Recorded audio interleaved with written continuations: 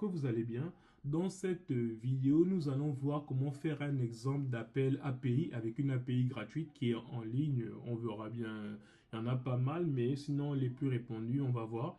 Bon, la plus répandue, c'est généralement pour les tests, c'est un appel API. Et donc, ce qu'on va faire, c'est qu'on va utiliser ce qu'on appelle des promesses. En fait, de façon simple, une promesse représente une valeur éventuelle qui peut être une erreur d'une opération asynchrone. En fait, c'est quoi concrètement une opération asynchrone? C'est le fait de asynchrone, c'est on va dire l'opposé de synchrone. Ça dit quelque chose qui est synchronisé, c'est ce qui se fait en même temps. Maintenant, qui est asynchrone, c'est qu'il y a un temps de décalage. Pourquoi un temps de décalage? Parce qu'une API contient des données qui ne nous appartiennent pas. Et donc, comme elles ne nous appartiennent pas, elles ne viennent pas de nos bases de données. Et même si elles venaient de notre base de données, mais il y a un temps de latence ou un temps d'attente entre le moment où on fait appel aux données et le moment auquel les données arrivent. Sans plus tarder, regardez, si je vais juste sur YouTube, je tape YouTube ici, vous voyez, il prend un temps avant de chercher parce qu'il va chercher les données. Ensuite, il va venir me les afficher. Donc ici, voici un peu comment ça fonctionne. Donc, il va d'abord chercher les données, ensuite il vient me les afficher. C'est pour ça qu'il y a un temps de latence. Donc, c'est pour ça qu'on utilise ce qu'on appelle les façons asynchrones. C'est qu'on attend d'abord la réponse et ensuite on fait quelque chose. Donc, on va voir ça plus quand on fera du React ou bien même du React principalement. Mais en fait, ce qu'il faut retenir, c'est qu'avec les opérations asynchrones, il y a trois mots-clés qu'il faut savoir. Il y a d'abord, on va dire, le premier mot-clé qui sera en fait ce qu'on appelle le fulfill ici. Comme ça avec deux L, voilà, fulfilled. En fait, ça c'est quoi? Ça va juste nous permettre de nous dire que ça a été résolu, c'est un succès, tout s'est bien passé et ok. Ensuite, l'autre mot-clé qui nous vient aussi, qu'il faut qu'on soit aussi, c'est rejected. Ça, rejected, ça veut dire quoi? Ça veut juste dire qu'en fait, il y a une erreur. Donc, on va dire, ça a été rejeté. Et le troisième, c'est pending, comme ça, qui veut dire que c'est en cours ou en attend. Donc, en chargement, nous sommes en train d'attendre les données. Donc, quand on fait un appel, en fait, généralement, on se met d'abord en pending, en attendant. Si c'est bon, on va fulfill. Si c'est pas bon, on met rejected. Donc, en fait, le principe des promesses, c'est pour juste quand on fait on attend, ensuite on envoie soit fulfill, soit rejected. Et donc, c'est ce qu'on va voir tout de suite dans cette vidéo. Et donc, ici, sans plus tarder, on va chercher une API. Vous voyez ici, en fait, il y a un truc qu'on appelle, je sais plus trop, je vois que je l'ai là, https // Ouais, je pense que j'ai zone quelque chose. Voilà, c'est ça.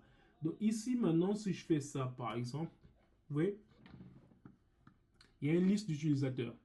Ça, c'est une API qui est gratuite. Donc, si je veux juste récupérer l'utilisateur qui est Lingram, là, juste un, il suffit que je fasse /1 comme ça. Vous voyez, et là, j'ai récupéré directement, on va dire, au niveau on va dire, de notre navigateur. Donc, ici, c'est ça le 1. Donc, si je récupère juste cette URL ici, et que je viens directement sans tarder ici, je vais créer, on va dire, const API URL. En fait, qu'est-ce que je veux faire? Je veux pouvoir récupérer, par exemple, ça de ce site, on va dire de ce site en ligne là, je vais le ramener dans mon projet perso. Donc ici, comment je peux faire ça? Ici, je vais juste mettre comme ça. Ensuite, je mets ça. Voilà, j'ai récupéré cet élément-là. Et ensuite, maintenant, même pour voir un peu plus loin, ce qu'on peut faire, c'est qu'on pourra même voir comment on pourra boucler dessus si on en a besoin, ainsi de suite. Donc, en tout cas, on verra bien. Et donc, la première chose d'abord, c'est celle-là. On fait un const API, donc l'URL, elle est bien là. Et ensuite, maintenant, qu'est-ce qu'on va faire? On va faire appel. Ici, on va faire un appel API. Donc, ici, qu'est-ce qu'on va faire? Simplement, on va faire la méthode fetch. C'est une API qui est déjà incluse dans JavaScript. Ici, on va appeler l'API URL comme ça. Et donc, comment ça se passe maintenant au niveau on va dire au niveau des promesses? En fait, les promesses, ce qui se passe, c'est qu'il y a d'abord un den. En fait, ici, je vais mettre ça comme ça pour faire plus simple, beau, plus lisible. Je mets un den comme ça. Et donc, ici, dans le den, qu'est-ce qu'on va faire? On va récupérer la réponse de notre API. C'est le nom qu'on lui donne, hein. Je peux l'appeler comme je veux. Mais je l'appelle réponse, on peut l'appeler reste, ça dépend. Il y a des gens qui l'appellent de plusieurs manières. Ensuite, ici, maintenant, on fait quoi? Si la réponse, parce que vous allez voir que si la réponse comme ça, si elle n'est pas OK, donc ici d'abord, on va mettre ici OK là comme ça, et donc je vais mettre si elle n'est pas OK, donc je vais mettre un point d'exclamation. Donc si la réponse n'est pas OK, qu'est-ce que je fais? Donc ici, ce que je fais, c'est que je retourne une erreur, donc je vais ici info, ici, new error. Ça, c'est très important pour ceux qui feront on va dire du Node.js, et je vais mettre ici un baptiste parce que je vais mettre ici une chaîne de caractères dedans. Je vais mettre ici HTTP. Voilà, je peux juste mettre un truc comme ça. HTTP error. Et là, je mets ici statut, c'est juste le nom du statut. Donc, ici, comment on affiche le statut ici? On va juste faire un $, comme ça. Et là, je vais mettre un réponse pour 1 maintenant. Et là, vous allez voir le statut. Vous voyez ici, il me propose le statut qui est là.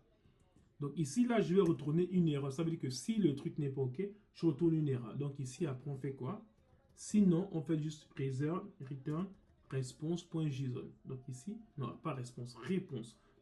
On a dit ici, pardon. Et donc ici, là, c'est comme ça que j'appelle ceci, j'appelle réponse.json. OK. Donc ici, bon, de façon générale, je vais mettre en anglais. Parce que généralement, on met ça en anglais. Je vais mettre ça ici en anglais. De façon générale, c'est toujours en anglais qu'on met ça. Je vais mettre ici réponse. OK. Voilà. Donc là, maintenant, on aura ça. OK. Ça, c'est la première chose. Ensuite, maintenant, là, c'est ça. Si c'est bon. Et la première chose, c'est ça. Et ensuite, un deuxième den que je vais mettre aussi ici. Et donc là, dans notre cas, qu'est-ce qu'on aura ici? Là, maintenant, c'est pour la data, c'est-à-dire les données. Ici, on va juste faire simplement ça. Très bien. Et là, maintenant, on va juste retourner ça dans un console.log.